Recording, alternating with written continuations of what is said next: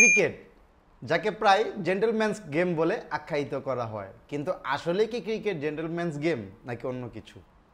Cricket বিশ্বে এত বছরের যে ইতিহাস আছে, নানা সময়ে নানা ধরনের স্টোরি আছে, সমালোচিত স্টোরি, আলোচিত স্টোরি, বিতর্কিত স্টোরি।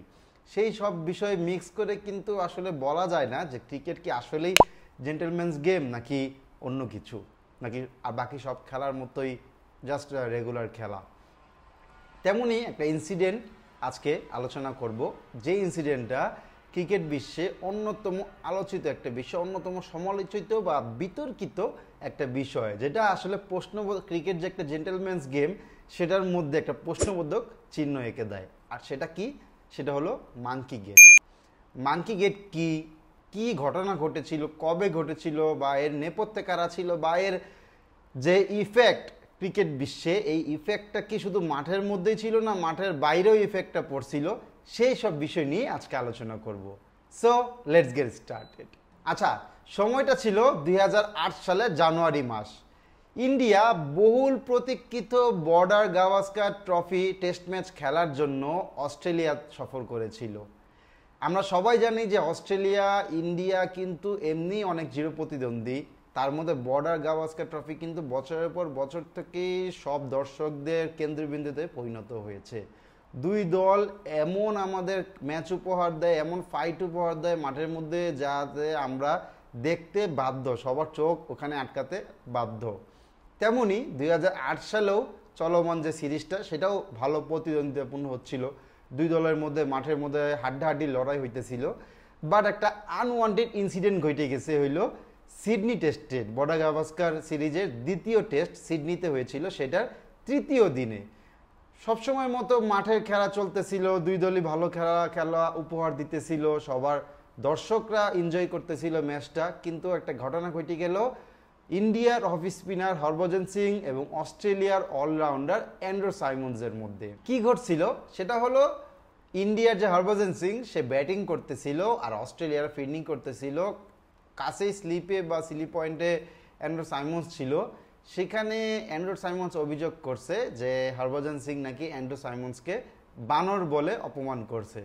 আচ্ছা, আমরা যারা বাংলাদেশে আছি, বানর বললে হয়তো আমরা আমাদের নিজেদের উপর লাইটলি নেই না, কারণ আমরা ছোটকাল থেকে আমরা অভ্যস্ত হয়ে গেছি, আমাদের কালচারের সাথে কারো বান্দর বা বানর বললে আমরা আরও মজা করি।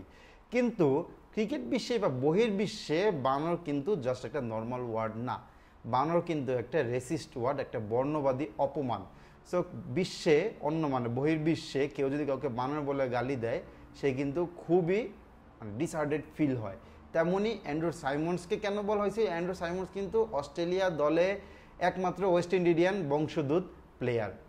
জানি অ্যান্ড্রু সাইমন্স এখন মারা গেছে, বাট সেই সময় কিন্তু এখন পর্যন্ত আমি মনে করি, যতটুকু আমার মনে পড়ে, যে অ্যান্ড্রু সাইমন্স কিন্তু অস্ট্রেলিয়া দলে এখন পর্যন্ত একমাত্র ওয়েস্ট ইন্ডিয়ান বংশোদ্ভূত খেলোয়াড়। তো এরপরেই কিন্তু আসলে শুরু হয় মূল ঘটনা। অস্ট্রেলিয়া কিন্তু লিখিতভাবে আইসিসির কাছে কমপ্লেন করে যে হরভজন সিং অস্ট্রেলিয়ার যে অ্যান্ড্রু সাইমন্স আছে তাকে বানর বলে গালি দিছে।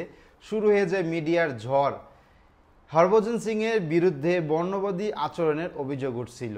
ম্যাচ রেফারি মাইক প্রক্টর হরভজনকে কিন্তু দোষী সাব্যস্ত করেন এবং তাকে 3 ম্যাচের জন্য কিন্তু নিষিদ্ধ করেন। কিন্তু ভারতীয় দল এই শাস্তি মেনে নেয় নাই, বা ওই সময় মেনে নিছিল না। তখন ক্যাপ্টেন ছিল অনিল কুম্বলে। অনিল কুম্বলের নেতৃত্বে তারা অস্বীকার করছে যে হরভজন সিং এই ধরনের কোনো কথা বলে নাই, আর নিষেধাজ্ঞা যদি প্রত্যাহার না করে তাহলে তারা এই ধরনের হুমকিও দিছিল যে তারা ওই মুহূর্তে কিন্তু দেশ ছেড়ে চলে যাবে, তারা আর টেস্ট সিরিজ খেলবে না, বা টেস্ট সিরিজ যে কন্টিনিউ তারা করতে ইচ্ছুক না, যদি না আইসিসি এই হরভজনের উপর থেকে নিষেধাজ্ঞা তুলে না নেয়।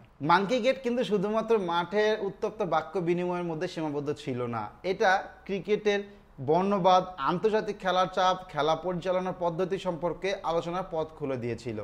অ্যান্ড্রু সাইমন্সের জন্য কিন্তু এটা তার ক্যারিয়ারের একটা কঠিন সময়ের সূচনা ছিল, আর হরভজনের জন্য এটা এমন একটা বিতর্ক ছিল যাকে তার পুরো ক্যারিয়ার পর্যন্ত টেনে নিয়ে যাইতে হয়েছিল। এবং ক্যারিয়ার পরবর্তী এখন যে তারা অবসর নিয়ে নিয়েছে, অ্যান্ড্রু সাইমন্স তো মারা গিয়েছে, আর হরভজন যে অবসর নিয়ে গিয়েছে, এখনও তাকে বিভিন্ন অনুষ্ঠান বা বিভিন্ন টক শো বা খেলার যে নিউজ প্রেজেন্ট করা হয়, সেখানেও কিন্তু মাঝে মাঝে তাকে এই বিষয়ে কোশ্চেন করা হয়। আচ্ছা, যদিও ওই সময়টায় দুই দেশের মধ্যে দুই দলের খেলোয়াড়দের মধ্যে যে একটা সম্পর্ক ছিল সেটা নষ্ট হয়ে গিয়েছিল, বাট পরবর্তী সময়ে দুই দলই ভালো একটা সম্পর্ক তৈরি স্থাপন করছে।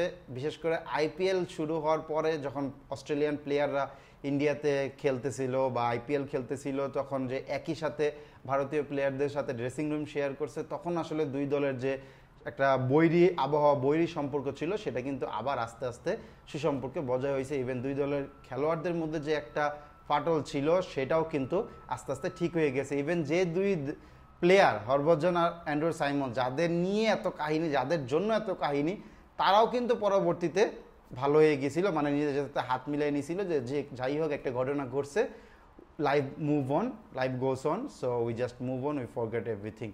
সো তাদের মধ্যেও কিন্তু পরে একটা বন্ধুত্বপূর্ণ গলায় গলায় ভাব ছিল না, বাট ভালো একটা সম্পর্ক হয়েছিল। ইভেন হরভজন একটা শোতে এটাও বলছিল যে পরবর্তী সময়ে কিন্তু অ্যান্ড্রু সাইমন্সের সাথে হরভজন সিং মাছও ধরতে গেছিল, অ্যান্ড্রু সাইমন্স হরভজনকে মাছ নিয়ে গেছে মাছ ধরতে নেওয়ার জন্য। সো বোঝাই যাইতেছে এসব ইনসিডেন্টে যে তাদের মধ্যে পরবর্তী সময় কিন্তু ভালো একটা সম্পর্ক হয়ে গিয়েছিল।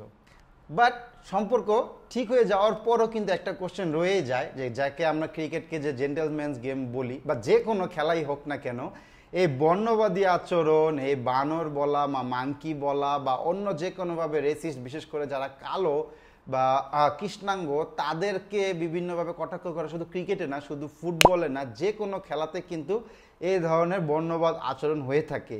সো এই জিনিসগুলা কিন্তু আসলে ঠিক না। এই মাংকি কিট কেলেঙ্কারি খেলাটির ইতিহাসে একটি অধ্যায়, যা আমাদের সম্মান, ন্যায্যতা এবং ক্রিকেটের সত্যিকার স্পিরিট সম্পর্কে মূল্যবান শিক্ষা দিয়েছে। আপনি এই বিতর্ক সম্পর্কে কি মনে করেন বা এই বিতর্কের বিষয়ে আপনার মতামত কি? আসলে কি খেলার মধ্যে বর্ণবাদ হওয়া উচিত, বা বর্ণবাদ যদি হয়, কেউ যদি বর্ণবাদী গালি দেয় তাহলে তার শাস্তি কিরকম হওয়া উচিত, তাকে নিষিদ্ধ করা উচিত কিনা, বা আপনার দিক থেকে আপনার পয়েন্ট অফ ভিউ কি এই বর্ণবাদ নিয়ে যে কোনো খেলায়, শুধু ক্রিকেট না, সেটা অবশ্যই কমেন্ট বক্সে জানাবেন। ভিডিও যদি ভালো লেগে থাকে লাইক করবেন, পরবর্তীতে কোন টপিকে আপনারা ভিডিও চান কমেন্ট করবেন, আর এই ধরনের খেলা নিউজ রেগুলার পেতে চাইলে চ্যানেলটি অবশ্যই সাবস্ক্রাইব করবেন। সবাই ভালো থাকবেন, সুস্থ থাকবেন, আল্লাহ হাফেজ, আসসালামু আলাইকুম।